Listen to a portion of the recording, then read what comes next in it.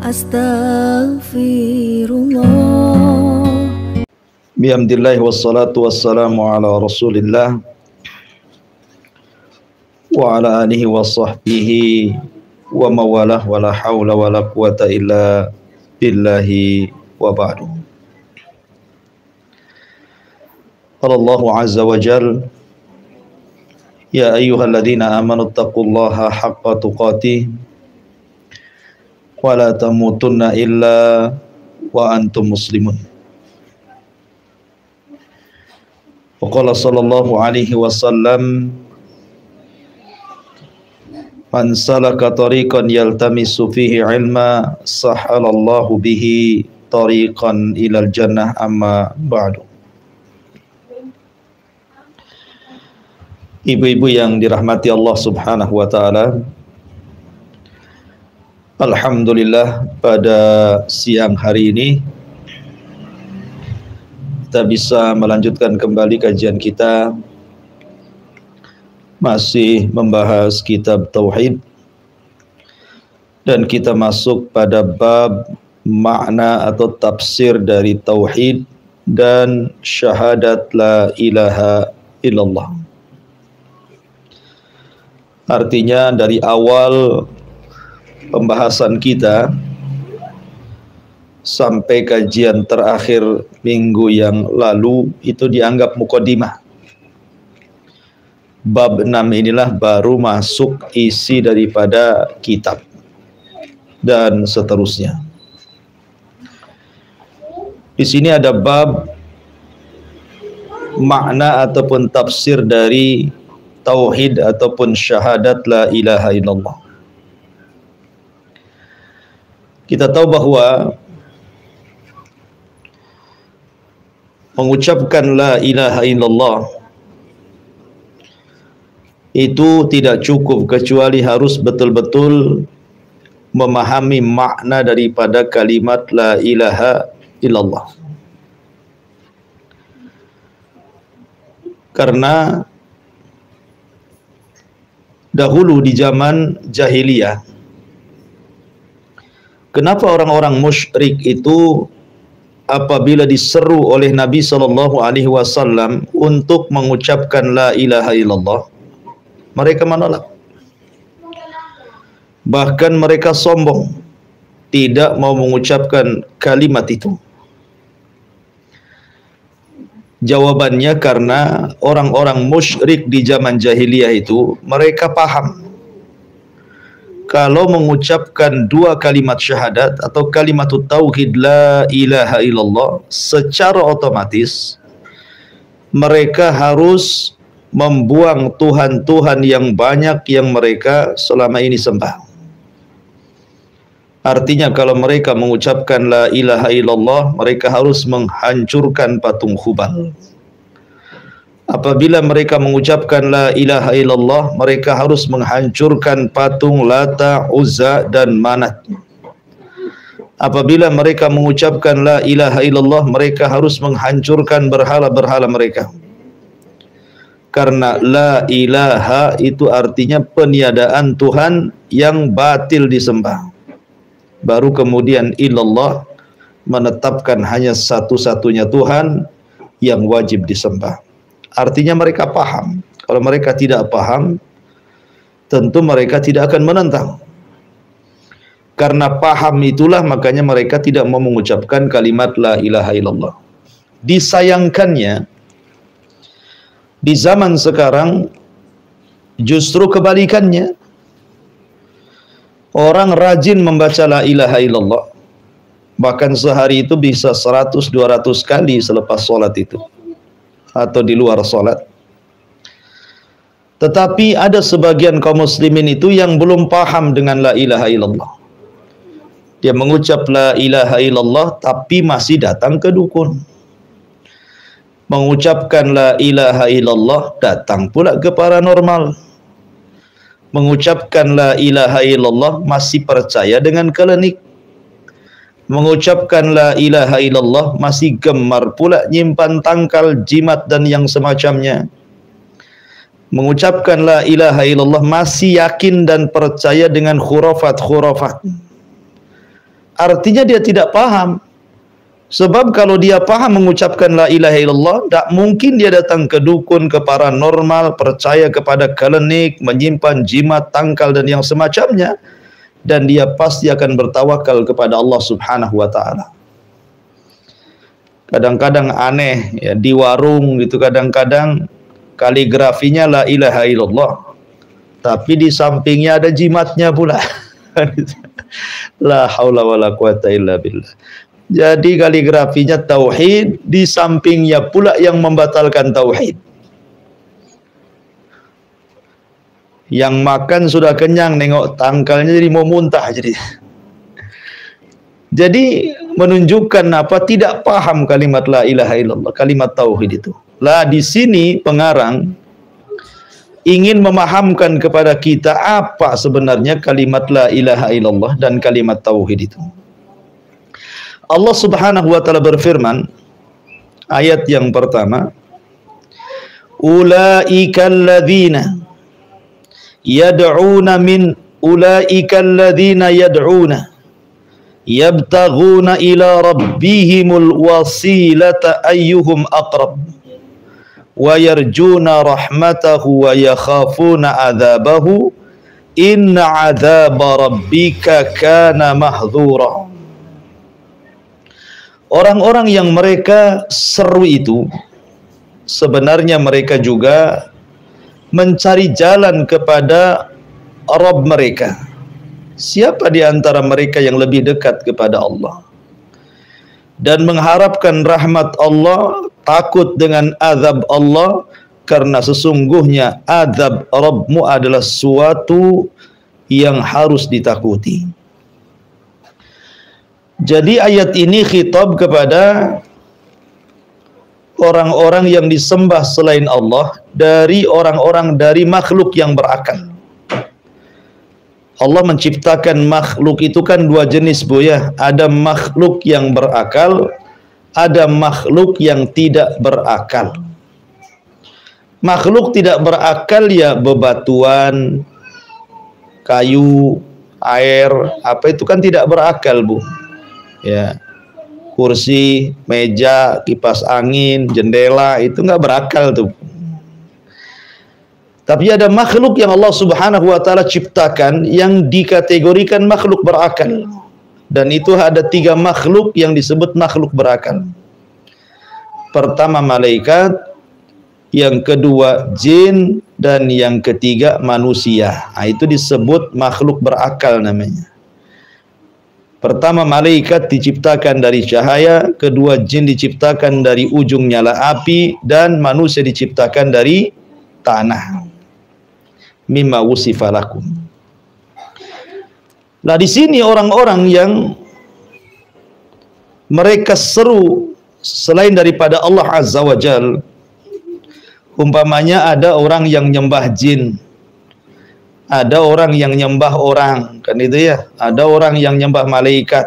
Seperti orang-orang jahiliyah, mereka menganggap malaikat itu anak-anak putri Allah. Orang-orang jahiliyah menganggap malaikat itu anak-anak putri Allah. Sama dengan orang Nasrani mengatakan Isa anak Allah, orang Yahudi mengatakan Uzair anak Allah. Orang-orang jahiliyah sebagian mereka mengatakan bahwa malaikat itu anak putri Allah. Ataupun orang-orang yang nyembah jin. Jin itu kan makhluk berakal, mukallaf juga Bu, jin itu sama dengan kita. Makanya Allah mengatakan wa ma khalaqtul jinna wal insa illa liya'budun. Tidaklah kuciptakan jin dan manusia kecuali mereka disuruh untuk beribadah. Jadi jin dengan kita itu sama suruhannya. Kita disuruh sholat, jin juga disuruh sholat. Kita disuruh puasa, jin juga disuruh puasa. Kita disuruh haji, jin juga suruh haji. Kita disuruh baca Quran, jin juga disuruh baca Quran. Jadi apa yang disuruh kepada kita dari semua ibadah itu disuruh kepada jin. Tetapi Allah katakan, kana rijalun minal insi ya'udzuuna birijalin minal jinni fazaduhum rahaqa. Ada sebagian orang dari kalangan manusia itu justru mereka meminta bantuan dan perlindungan kepada sebagian dari kalangan jin, maka jin itu akan menambah kekufuran mereka. Bahkan Ada seorang syekh mengatakan, jadi ada orang-orang yang mereka menyembah jin, setelah mereka kufur, jinnya pula beriman, taubat. Jadi orang ini nyembah jin, setelah kemudian manusianya kufur, jinnya pula taubat beriman kepada Allah. Tapi manusianya tidak mau taubat. Aneh gitu ya. Jadi dia yang nyembah jin, jinnya pula taubat. Dia pula tak taubat. Ya, ada yang kemudian seorang syekh mengatakan seperti itu ketika memaknai sebagian manusia itu ada yang meminta perlindungan kepada sebagian jin. Artinya bahwa ada orang-orang itu yang nyembah jin. Seperti apa orang nyembah jin itu? Ya dukun-dukun itu, Bu. Itu nyembah jin itu. Ya. Dukun-dukun paranormal itu nyembah jin. Makanya kita lihat dukun-dukun itu kalau dulu ya mukanya aja kayak jin, ya serem. Dulu kalau jadi dukun tuh kalau nggak serem nggak dukun, Bu. Tinggalnya pun di perbatasan desa, di lereng-lereng, di gua-gua, rumahnya gubuk, nanti banyak tengkorak, macam-macam, Bu ya.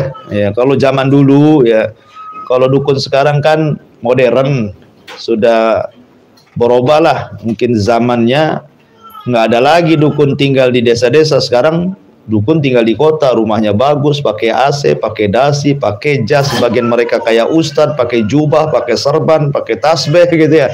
Sehingga ada dukun itu nggak bisa dibedakan mana dukun mana ustadz, alias Betty, beda tipis saja jadinya kan. Ya, ini ustadz kan dukun tak tahu. Ya. Tetapi hakikatnya dunia perdukunan itu mereka menyembah jin. Mereka sedang menyembah jin. Jadi semakin kuat mereka ibadah kepada jin, ketundukan mereka kepada jin, yakin jin itu akan memberikan kekuatan, maka makin kufur mereka. Makin kufur, karena makin kufur, jin itu makin senang dan akan memberikan keinginan kita. Ah, itulah para penyembah jin. Lah terkadang kita pula datang ke para penyembah jin, datang ke dukun, tahu dukun nyembah jin. Datang pula kita ke dukun, jadilah kita ikut nyembah-nyembah jin. Disuruh nyembelih ini itu mau saja. Ataupun manusia menyembah manusia lainnya. Ada orang menyembah manusia lain, banyak. Lihat contohnya Namrud. Namrud di zaman Ibrahim mengaku Tuhan tuh, Bu. Bahkan Fir'aun terang-terangan mengatakan ana rabbukumul a'la. Saya Rabb kalian yang paling tinggi, ailahun ghairi, apakah ada Tuhan selainku, kata Fir'aun. Jadi ada orang-orang itu yang disembah. Bukan hanya orang nyembah malaikat saja, nyembah jin, manusia pun ada. Masalahnya jin dan manusia ini sama-sama hamba Allah. Sama-sama ingin masuk surga dan tidak ingin masuk neraka. Jadi kalau seandainya jin yang disembah atau manusia yang disembah itu wafat, maka mereka sendiri ingin masuk surga, ingin menjadi orang yang paling dekat dengan Allah Subhanahu wa ta'ala. Lah orang yang disembahnya saja ingin dekat dengan Allah, kita pula yang nyembahnya malah ingin jauh dari Allah, kan aneh gitu ya. Makanya di sini Allah mengatakan ulaikal ladina yad'una yabtaguna ila rabbihimul wasilah. Orang-orang yang mereka sembah itu sebenarnya mereka juga mencari jalan menuju Allah Subhanahu wa ta'ala. Jadi jin yang disembahnya sendiri ingin masuk surga. Manusia yang disembah manusianya sendiri ingin masuk surga. Ya.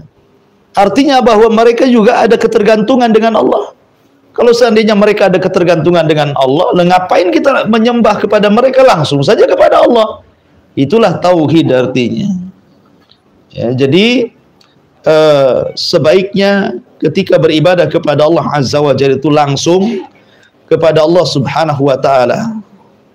Jangan menggunakan tawasul yang dilarang. Tawasul itu artinya pelantara antara dia dengan Allah yang dilarang. Sebenarnya tawasul itu juga penting, Bu. Makanya kata Ibnu Taimiyah rahimahullahu ta'ala, siapa yang tidak bertawasul dalam beragama, dia kufur. Siapa yang mengingkari adanya tawasul, dia juga kufur. Kok bisa tuh? Ya. Orang yang mengingkari tawasul kufur. Orang yang pakai tawasul bisa kufur juga. Nah, macam mana tuh penjelasannya tuh? Ya, ini kan serba salah. Nah, pertama, bahwa kita juga butuh tawasul. Butuh perantara antara kita dengan Allah Subhanahu wa taala. Dan kalau kita tidak butuh perantara bisa kufur kita, Bu. Contohnya begini. Antara kita dengan Allah Subhanahu wa taala, subhanallah. Jadi antara dia dengan Allah Subhanahu wa taala itu kan perlu wasilah. Dan wasilah kita adalah nabi. Jadi Allah Subhanahu wa taala ketika memberikan firman-firmannya kepada kita, maka itu perlu perantara. Dan perantara kita dengan Allah adalah Rasul. Kalau kita kufur dengan Rasul, kita bisa kufur. Artinya kita perlu perantara antara kita dengan Allah dengan menjadikan Nabi SAW wasilah antara kita dengan Allah. Kalau tanpa Nabi kita tidak tahu bagaimana sholat, bagaimana puasa, bagaimana zakat, dan begitu seterusnya. Itu makna bahwa kita ini berhajat kepada tawasul. Ya. Tetapi sebaliknya, ada juga orang yang bertawasul malah jadi kufur. Seperti contohnya umpamanya orang yang datang kepada Allah Subhanahu wa taala. Ya, coba anak itu hilang fokusnya. Jadi ketika seseorang datang ke kuburan, kemudian dalam rangka ingin mendekatkan diri kepada Allah Subhanahu wa taala lewat kuburan-kuburan itu. Seperti yang terjadi di zaman Nabi Nuh. Di zaman Nabi Nuh alaihi salatu wassalam itu ada orang-orang soleh namanya Wad, Suwa, Yaghus, Ya'uq, Nasr. Itu orang-orang soleh, Bu, di zaman Nabi Nuh tuh. Lah ketika Wad, Suwa, Ya'uq, Yaghus dan Nasr ini meninggal dunia karena mereka ulama-ulama di zaman Nabi Nuh, maka karena tidak ada nabi lagi, akhirnya mereka pun terkenang jasa kebaikan keluarga Wad ini. Kemudian setan datang dan mengatakan, kalian kalau cinta ulama-ulama kalian, buatlah patung mereka, supaya kalau melihat patung mereka terangsanglah kau beribadah kepada Allah Azza wa Jal. Akhirnya dibuatlah patung, satu-satu patung dari patung Wad, patung Suwa, Yaghus, Ya'uq dan Nasr itu. Generasi pembuat patung itu tidak nyembah. Hanya dibuat patung itu hanya untuk merangsang ibadah saja. Jadi kalau lihat patung itu ingat ulamanya gitu saja. Tetapi ketika generasi patung itu meninggal, datang generasi kedua, datang generasi ketiga, setan datang kepada mereka. Aku loh hidup di zaman bapak moyang kalian. Aku tahu maksud mereka membuat patung. Kata setan, sebenarnya orang tua nenek moyang kalian membuat patung itu supaya kalian menyembah Allah lewat patung-patung itu. Jadi iblis mengatakan kepada kaum Nuh, sembah Allah tetapi lewat patung-patung itu. Itu namanya tawasul. Kenapa? Karena patung-patung itu jelmaan orang soleh. Wad, Yaghus, Ya'uq, itu kan orang-orang soleh. Sementara orang-orang soleh itu kalau mati dekat dengan Allah. Sementara kita ini orang hina jauh dari Allah, maka tidak boleh atau langsung kepada Allah, maka beribadah lewat patung-patung itu. Itu namanya tawasul. Sementara ketika mereka kemudian dilarang karena itu sebuah kesyirikan oleh Nuh alaihi salatu wassalam, mereka malah menjawab begini, ma na'buduhum illa liuqarribuna ilallahi zulfah. Kami tidak menyembah patung-patung itu, tapi kami ingin mendekatkan diri kepada Allah sedekat-dekatnya lewat patung itu. Itulah maksudnya. Itulah namanya arti wasilah. Lah wasilah yang seperti ini kesyirikan. Ya. Dari sini pentingnya kita mengenal wasilah yang disyariatkan. Nah, seperti apa wasilah yang disyariatkan? Ya, mendekatkan diri kepada Allah dengan amal soleh. Mendekatkan diri kepada Allah Azza wa Jal dengan mengenal nama-nama dan sifat bagi Allah. Atau tawasul dengan orang-orang soleh yang masih hidup, minta doanya supaya kita istiqomah dan masuk surga. Jadi tawasul-tawasul yang yang jelas seperti di zaman Rasul itu ada namanya bukan sahabat tabi'in, Uwais Al-Qarani. Uwais Al-Qarani. Nabi SAW mengatakan, innahu yakdumu alaikum rajulun minal Yaman. Yuqalu lahu Uwais Al-Qarani, kana barran bi ummihi, faman laqiyahu minkum falyatlub minhu an yastaghfira lahu. Kata Nabi SAW, nanti kalau ada rombongan dari Yaman, cari orang namanya Uwais Al-Qarani. Kalau sudah sampai kepada Uwais Al-Qarani, maka minta kepada Uwais agar engkau diampuni dosanya. Karena dia orang yang paling berbuat baik kepada ibunya, pasti mustajab doanya. Coba Rasul menyuruh kita datang kepada siapa? Uwais Al-Qarani. Minta doa supaya Allah mengampuni dosa kita. Itu tawasul dengan orang soleh tapi masih hidup. Maka Umar bin Khattab terkenang lah itu ya.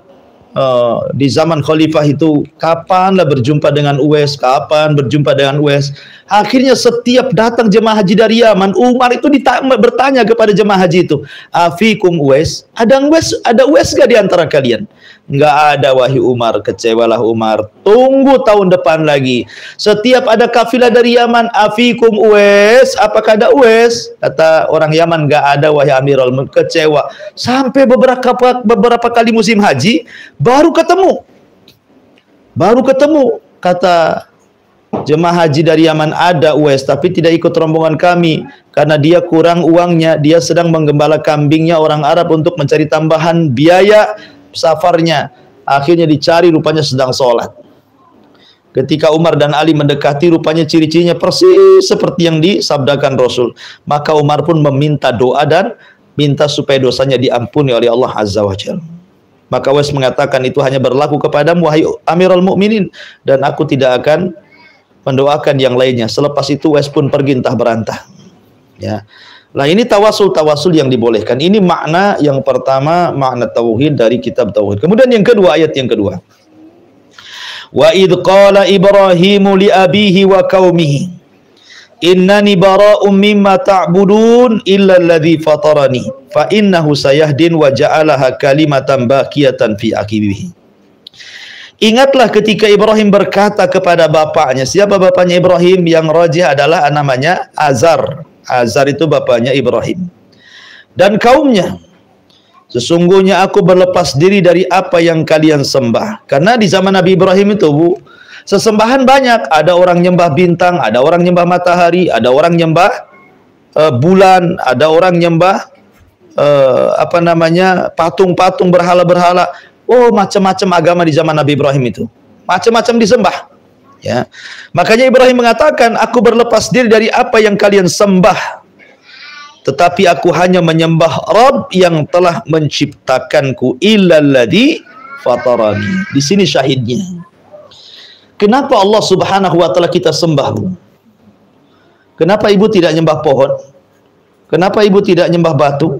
Kenapa ibu tidak menyembah lembah? Kenapa ibu tidak menyembah ular, gajah, sapi, kucing? Kenapa coba? Karena sesembahan selain daripada Allah itu tidak bisa menciptakan. Tidak bisa menciptakan. Sementara Allah yang kita sembah itu adalah pencipta alam semesta. Karena dia pencipta kita, dia pemberi rizki kita, dia penghidup dan pemati kita, bahkan dia juga penghidup dan penghancur kita. Makanya kita sembah dia. Nah sekarang kalau seandainya orang nyembah patung-patung itu loh tidak bisa menciptakan alam semesta, jangan lagi menciptakan alam semesta, dia sendiri diciptakan. Patung itu kan diciptakan, macam mana yang diciptakan kemudian disembah, sementara dia sendiri tidak menciptakan, justru diciptakan gitu ya. Makanya alasannya dalam ayat ini, kenapa kok kita nyembah Allah? Karena Allah itu yang menciptakan kita. Ketika Allah yang menciptakan kita, yang mengatur kita, yang menghidupkan kita, yang berikan rizki kita, maka sudah selayaknya zat yang seperti itu disembah. Sekarang orang nyembah matahari, pertanyaannya, matahari menciptakan alam? Tidak. Bulan menciptakan semesta? Tidak. Bintang menciptakan dunia? Tidak. Bahkan matahari, bulan dan bintang itu ciptaan Allah. Makanya Allah mengatakan, la tasjudu lisyamsi wala lil qamar wasjudu lillahi alladzi khalaqahunna in kuntum iyyahu ta'budun. Jangan kalian sembah bulan dan matahari, tapi sembahlah yang menciptakan keduanya jika kalian betul-betul beriman kepada Allah Subhanahu wa taala dan beribadah. Ya. Jadi ini alasannya kenapa kita mentauhidkan Allah, artinya mengesahkan Allah dan beribadah hanya kepada Allah, karena memang kita ini meyakini dengan Rabb yang telah menciptakan alam semesta. Illalladzi fatarani, itu alasannya kenapa kita menyembah Allah, karena Dia yang menciptakan kita. Ya. Illalladzi fatarani fa innahu sayahdin wa ja'alaha kalimatan baqiyatan fi aqibihi. Di sini Allah mengatakan wa idz qala Ibrahim. Kenapa mu'alif rahimahullahu ta'ala mencontohkan Ibrahim? Karena Ibrahim itu Abu Tauhid, bapaknya Tauhid, Bu. Ibrahim itu bapaknya para nabi dan bapaknya Tauhid. Bahkan sejarah yang dicantumkan dalam Al-Quran tentang Ibrahim semua berkisar Tauhid. Semua berkisar Tauhid, Bu. Pertama nih, di masa remaja Ibrahim sudah ngancurin patungnya si Namrud. Diajaknya pesta oleh bapaknya Ibrahim, yuk kita pesta nih, Namrud lagi buat pesta kerajaan nih. Ibrahim bohong pula, ini sakim apa, saya lagi sakit, pergi saja sendiri katanya. Bapaknya pergi sendiri, rupanya pura-pura sakit, bangkit dia dari sakit, bawa palu, masuk dia ke istana. Sampai ke istana, masuk ruangan khusus Namrud, dilihatnya berhala banyak, dipukuli hancur-hancuran, ternyata patung yang paling besar ditinggalkan. Ketika tahu Ibrahim yang menghancurkan patung itu, Namrud ngamuk. Akhirnya kemudian mengatakan, a'anta fa'alta hadza bi alihatina ya Ibrahim. Hei Ibrahim, kau yang melakukan ini? Kata Ibrahim, enggak, bal fa'alahu kabiruhum hadza, tidak, patung yang besar itu kau yang melakukannya. Tuh buktinya palunya di sana kan itu ya. Ini satu cerita bagaimana Ibrahim mendakwakan dakwah tauhid sejak kecil. Kemudian Ibrahim ngobrol bersama kawan-kawannya malam hari, para penyembah bintang itu. Kemudian Ibrahim mengatakan, oh jangan-jangan bintang itu Tuhan saya, katanya. Oh senanglah kaumnya Ibrahim sudah tobat tuh nyembah bintang, katanya. Ketika pagi hari bintangnya lenyap, kata Ibrahim, inilah uhibul afilin. Masa Tuhan tenggelam, muncul Tuhan tenggelam. Tuhan apa ini, katanya kan. Nggak bener ini. Akhirnya Ibrahim pun berusaha membantah orang yang nyembah bintang, bulan, dan matahari. Jadi banyak kisah-kisah Ibrahim luar biasa. Ketika dibakar dia bertawakal luar biasa kepada Allah. Makanya mu'alif kemudian mencontohkan kisah Nabi Ibrahim alaihi salatu wassalam. Kemudian ayat yang ketiga, ittakhadhu ahbarahum wa ruhbanahum arbaba min dunillah wal masih ibn Maryam wa ma umiru illa liya'budu ilahan wahidan la ilaha illahu subhanahu amma yusyrikun. Mereka menjadikan orang-orang alim dan rahib-rahib mereka sebagai Rabb selain daripada Allah. Mereka juga menjadikan Al-Masih putra Maryam sebagai Rabb. Padahal mereka hanya disuruh menyembah kepada sesembahan yang Maha Esa. Tiada sesembahan yang berhak disembah melainkan Dia, Maha Suci Allah dari apa yang mereka persekutukan. Ayat ini, Bu, ada kisah menarik. Ada seorang mantan pendeta di zaman Rasul namanya Abu Hatim At-Tai. Jadi ada namanya seorang Adi ibn Hatim At-Tai. Aiyah. Adi ibn Hatim At-Tai radhiyallahu an. Jadi Adi bin Hatim ini dulunya mantan Habrul Yahud. Mantan pembesarnya orang Nasrani. Ya, mantan pembesarnya Nasrani, artinya mungkin pendetanya lah di zaman itu ya, Adi ibn Hatim At-Tai ini. Dia masuk Islam, Bu. Jadi ketika masuk Islam dia baca ayat ini. Mereka, maksudnya mereka siapa? Yahudi dan Nasrani. Mereka mengambil orang-orang alim, maksudnya rahib-rahib Yahudi dan padri-padri Yahudi dan pendeta-pendeta Nasrani. Mereka menjadikan Tuhan selain daripada Allah.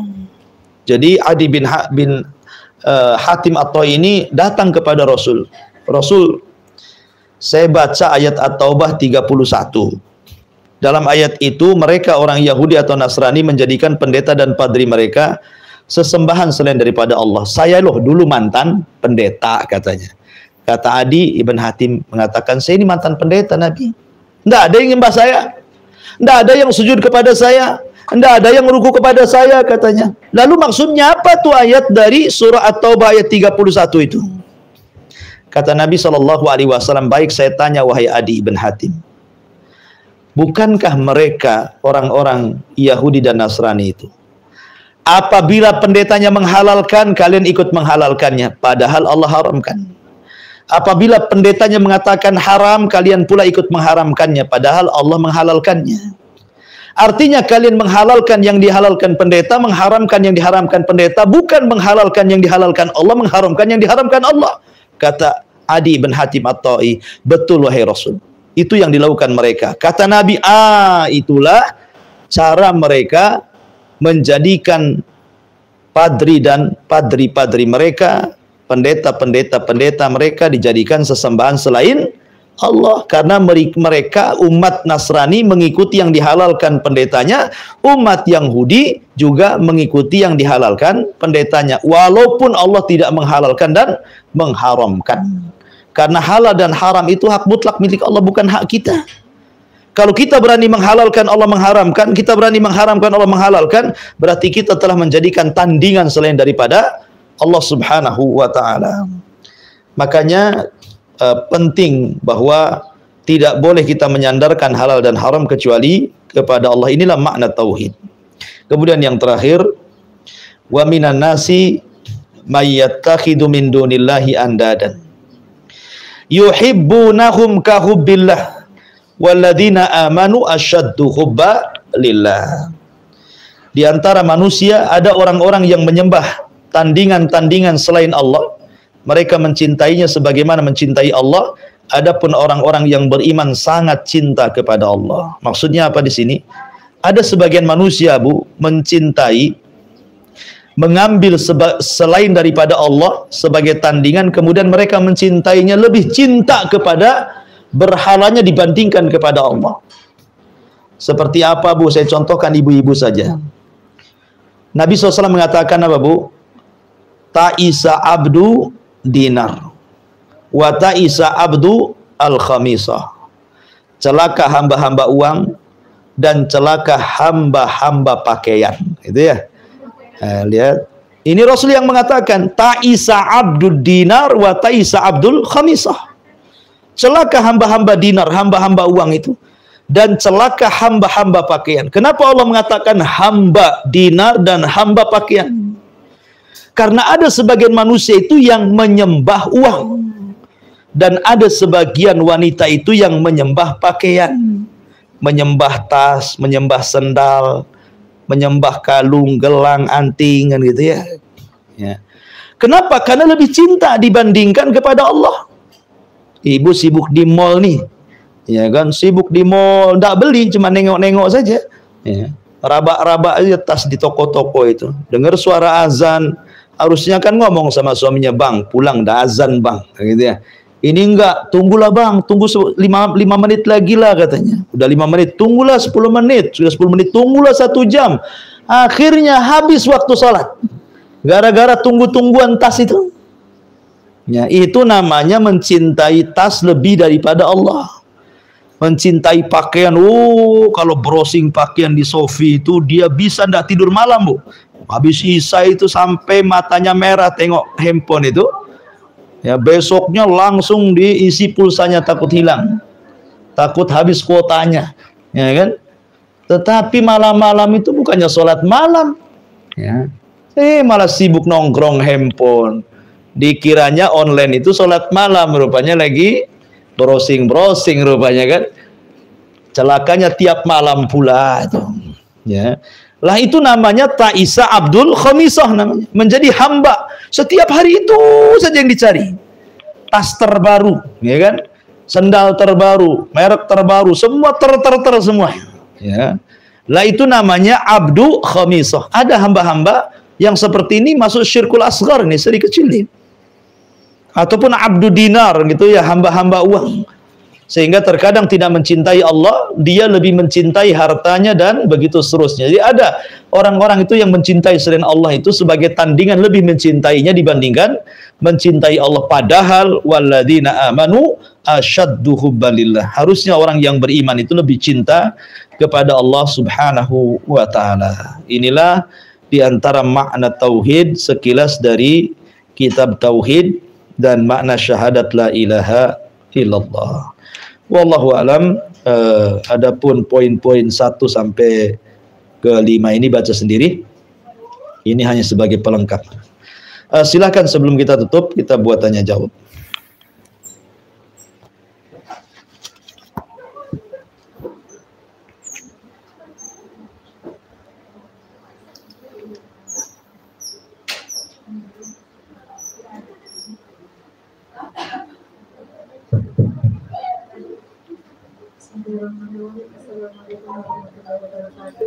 Waalaikumsalam warahmatullahi wabarakatuh. Iya. Seperti yang kita ketahui, orang yang sudah meninggal itu hanya 3: amal jariah, anak doa, anak yang soleh. Maksud saya kalau ilmu yang bermanfaat.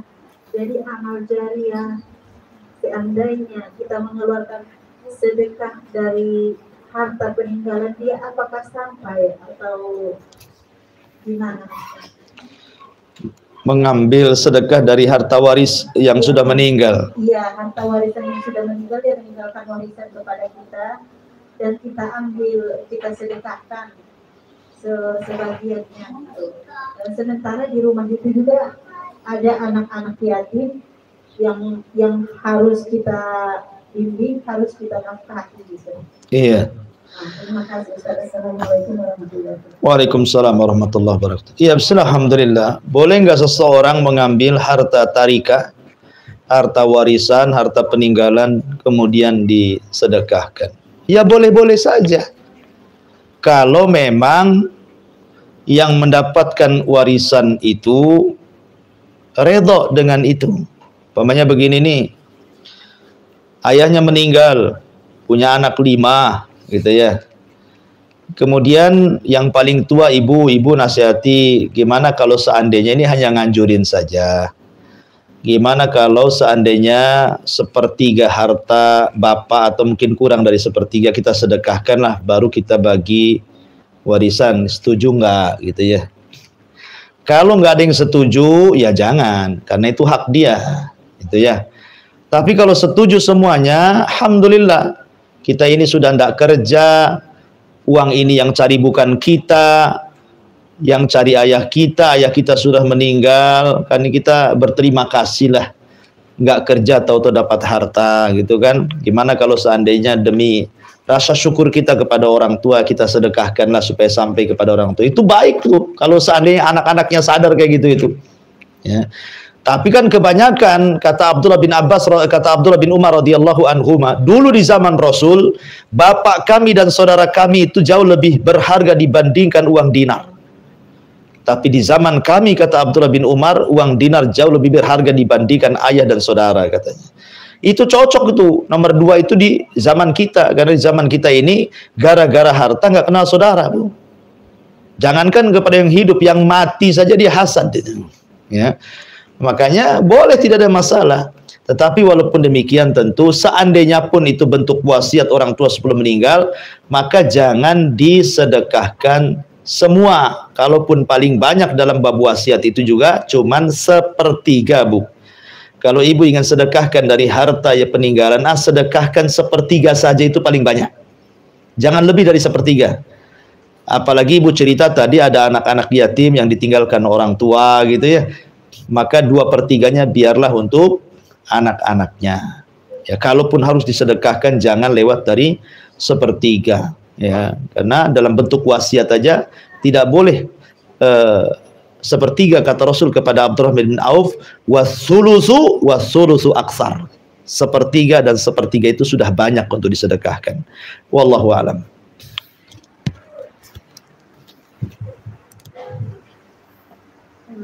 Ini pertanyaan Ustaz. Iya. Jika pas hari Jumat itu Ustaz, ada biasanya ada Jumat berkah begitu Ustaz. Apakah itu ada tuntunannya Ustaz? Bagi-bagi makanan, sedekah gitu Ustaz. Dan jika kita menerima makanan tersebut, apakah boleh? Ya, alhamdulillah. Sedekah di hari Jumat baik. Sedekah di hari Jumat itu baik, karena hari Jumat itu sayyidul ayyam, pemimpinnya hari-hari. Kalau kita banyak berbuat kebaikan di hari Jumat itu pahalanya dilebihkan. Jadi kalau ada orang yang kemudian menyumbang makanan di hari Jumat, alhamdulillah, nggak masalah. Gimana ibu yang menerimanya? Alhamdulillah kenyang, karena makanan yang enak itu makanan gratis biasanya. Kalau bayar itu nggak enak kayak. Kalau gratis itu semua enak. Artinya begini, itu bercanda ya. Jadi sedekah boleh, bahkan kalau memang hari Jumat sedekah berpahala. Kan masing-masing agama itu punya hari yang dirayakan. Yahudi Sabtu, Nasrani Ahad, Islam Jumat. Nasrani dan Yahudi milih sendiri harinya, Islam dipilihkan Allah harinya Jumat. Maka perbanyak ibadah di hari Jumat, terutama sholawat dan sedekah, ketaatan, zikir dan begitu seterusnya. Maka baik bersedekah di hari Jumat. Wallahu a'lam. Assalamualaikum warahmatullahi wabarakatuh. Waalaikumsalam. Ini mewakili pertanyaan mak-mak Ustaz. Iya. Bagaimana dengan hukum pakaian yang Ustaz bilang tadi, kita banyak pakaian tapi baju itu dipakai Ustaz? Apakah kita termasuk mensyukuri nikmat yang Allah berikan atau bagaimana Ustaz? Iya. Termasuk kami hamba baju Ustaz. Iya. Satu lagi Ustaz. Iya. Bagaimana dengan makanan ulang tahun yang diantara seperti masyarakat ke rumah kita? Ulang tahun apa? Ya ulang tahun panjang umur itu. Oh iya. Taib. Tidak merayakannya Ustaz, tapi mereka kadang mengantar ke rumah kita. Sebaiknya bagaimana Ustaz? Iya, ya, alhamdulillah. Assalamualaikum warahmatullahi wabarakatuh. Bismillahirrahmanirrahim. Kalau kita mengacu kepada bagaimana zuhud dan qanaahnya para sahabat Nabi SAW luar biasa. Ada seorang sahabat itu yang bajunya cuma dua saja. Kalau satu dipakai, satu dicuci. Terkadang ada punya satu pakaian itu. Jadi kalau dicuci dia sembunyi dulu, baru sudah kering dipakai lagi.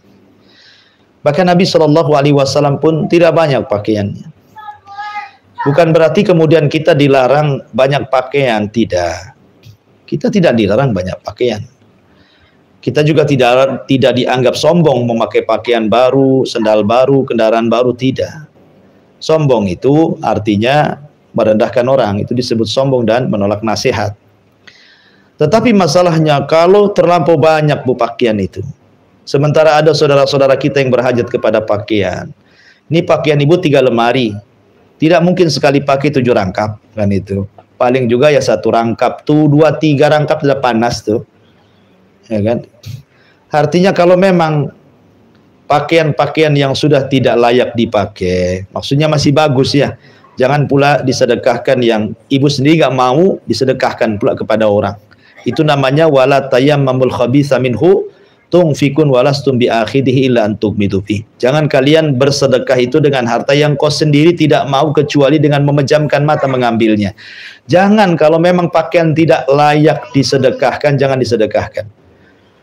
Karena ada pakaian udah lama-lama, udah lapu-lapu, bau-bau kecoa gitu kan, diambilnya, dikumpuli, ya kasihkan ruli, kayaknya rendah kali orang-orang itu kan.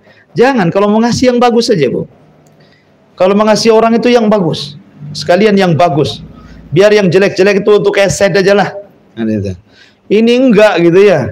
Kadang-kadang yang jelek-jelek, yang kumal-kumal, yang gombal-gombal itu disedekahkan ke orang. Ya. Tetapi begini Bu, sekarang ya, kalau seandainya setiap tengok di media ada pakaian bagus, pengen beli,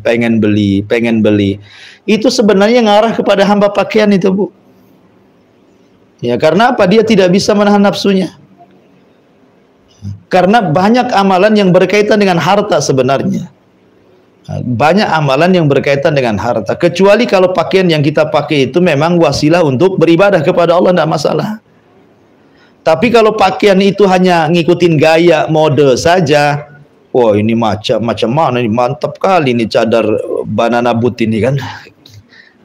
Banana boot pula. Umpamanya kan ini mantap ini cadar, wah harus punya saya kan. Oh, kemudian dipakai, ya kan? Akhirnya kawan ngundang fitnah pula ke kawan-kawannya. Tidak semua yang ngaji itu sanggup beli, Bu. Nggak semua orang yang hadir di majelis alim taklim itu orang kaya, sanggup membeli cadar bagus, baju bagus. Nanti kalau orang-orang yang susah ikut ngaji, yang tadinya ikhlas ingin ngaji, tengok pakaian ibu ngiler juga tuh kan. Pulanglah dia ribut sama suaminya, bang belikan tuh kawanku bagus lo pakaiannya, stres lah suaminya tuh. Ya. Jadi sederhana itu lebih baik hidup itu. Nggak masalah pakaian yang bermerek, tetapi hanya sekedar untuk menutup aurat. Bukan syuhrah. Syuhrah itu bukan kebanggaan, apalagi dijadikan takabur. Ya, dijadikan takabur. Karena biasanya seperti itu. Kan begini Bu, Ibu kalau pakaian yang lama-lama biasa aja jalannya kan Bu. Tapi kalau yang baru, terbaru, cadarnya baru, jalannya aja beda. Nah, itu yang repot. Nah, kalau sudah jalannya beda gitu ya, apalagi mereknya pula tak dihilangkan, masih nempel di situ biar orang tahu gitu. Nah, ini kan payah juga. Jadi merek sandalnya masih ada, merek jilbabnya masih ada, semua mereknya nempel di situ. Artinya bahwa bolehlah kita ini tidak dianggap sombong punya pakaian, tidak dianggap apa-apa. Cuman kalau kemudian menjadi gila pakaian, asik setiap berapa hari pesan, ini kan melampau lah ya kan. Untuk apa juga kan, satu kali pakai juga tidak mungkin 7-10 rangkap. Maka sebaiknya batasilah pakaian itu. Ya, kalau memang mau ganti, kasihkan yang baru ke orang, ibu beli lagi. Nah, jangan pula ngasih yang jelek-jelek ke orang. Wallahu a'lam. Kemudian pertanyaan yang kedua tentang menerima ulang tahun. Gak apa-apa Bu, lihat acaranya Bu ya. Kalau ibu mendapatkan makanan itu lihat acaranya. Kalau acaranya ada kesyirikan, umpamanya ini ada selamatan jembatan, kemudian nyembeli kepala ayam, kepala kerbau ditaruh di jembatan supaya nggak mudah runtuh. Kemudian buat selamatan, datang pula makanan ke ibu selamatan jembatan. Itu nggak boleh Bu, kalau berkaitan dengan daging-daging sembelihan. Karena apa? Acara kesyirikan tidak boleh dimakan daging-dagingnya. Karena memakan sembelihan selain daripada ditujukan kepada selain Allah itu nggak boleh, haram. Ya. Tapi kalau seperti acara ulang tahun itu kan tasyabuh ya. Ulang tahun itu kan tasyabuh dengan orang-orang kafir. Karena yang merayakan seperti ini kan orang kafir Bu. Orang Islam itu anti perayaan. Ya, ibu nih sudah pamannya lahirnya 1 Juli 77 gitu ya. Ini sudah setiap tahun setiap 1 Juli dirayakan, setiap 1 Juli dirayakan. Lagunya panjang umurnya, rupanya besoknya mau dirayakan mati pendek umurnya. Jadi nggak bisa, orang Islam itu nggak boleh seperti itu, tasyabuh dengan orang kafir, nggak boleh. Ya. Jadi orang Islam itu harusnya kalau bersyukur akan bertambah usia, sedekah, banyak silaturahim biar dipanjangkan umurnya. Jadi kalau betul-betul ingin dipanjangkan umurnya Bu, perbanyak silaturahim. Man ahabba an yubsatolahu fi rizqihi wa yunsa'alahu fi atharihi falyasil rahimahu. Barang siapa yang mau rimpahkan rizkinya, dipanjangkan umurnya, silaturahim. Bukan dengan nyanyi panjang umurnya. Ya, mana bisa panjang umurnya, makin tua ya pendek umurnya lah kan itu. Jadi tidak benar ucapan itu. Kalau ingin panjang umur, silaturahim. Pertanyaannya, boleh nggak menerima makanan itu? Ya kalau seandainya ada orang yang ngasih ya terima saja, tapi jangan ngarep Bu. Jangan ditanya kapan lagi ulang tahunnya. Tetangganya kapan tuh ya? Yang sebelahnya kapan lagi tuh? Itu enggak boleh mendukung, itu namanya wala ta'awanu 'alal itsmi wal udwan. Jangan tolong-menolong di atas perbuatan dosa dan permusuhan. Wallahu alam. Jadi sambil mengingkari, kalau bisa menasihatilah. Ya walaupun tidak dengan kekuasaan, dengan lisan, dengan hati. Wallahu alam. Ya, waalaikumsalam. Salam. Apakah hukumnya bagi seorang perempuan yang pakai cincin ketika berwudu, sementara kita sudah berusaha untuk menggoyang-goyangkan cincin tersebut supaya air wudhunya sampai ke jari tersebut? Sahkah wudhunya Ustaz? Ya kalau merasa bahwa cincin yang dipakai ketika wudhu itu airnya bisa masuk ke dalam cincin itu, maka sah, karena yang penting kan masuk. Tapi kalau ibu rasa tidak masuk, lepas saja cincinnya dulu, baru dipasang lagi selepas wudu kan gitu. Tapi kalau cukup digerak-gerakkan kemudian air wudunya masuk ke sela-sela cincin dan ibu yakin itu bisa membasuh anggota wudu, nggak ada masalah. Karena ada ancaman dari Nabi SAW, wailul lil aqabi minan nar. Celaka bagi tumit-tumit yang tidak tersentuh air wudu itu di neraka, kata Rasulullah. Jadi ini kinayah, Rasul mengarahkan ke tumit, artinya semua anggota wudu kalau sampai tidak terkena basuhan terancam dengan neraka. Oleh karena itulah maka dianggap tidak sah wudunya kalau sampai ada anggota wudu tidak tersentuh air. Makanya kalau sudah digoyang-goyangkan cincinnya, kemudian alhamdulillah masuk ke pori-pori atau di balik cincin itu, ya sah-sah saja. Ya, kalau itu memang teruji seperti itu. Wallahu a'lam.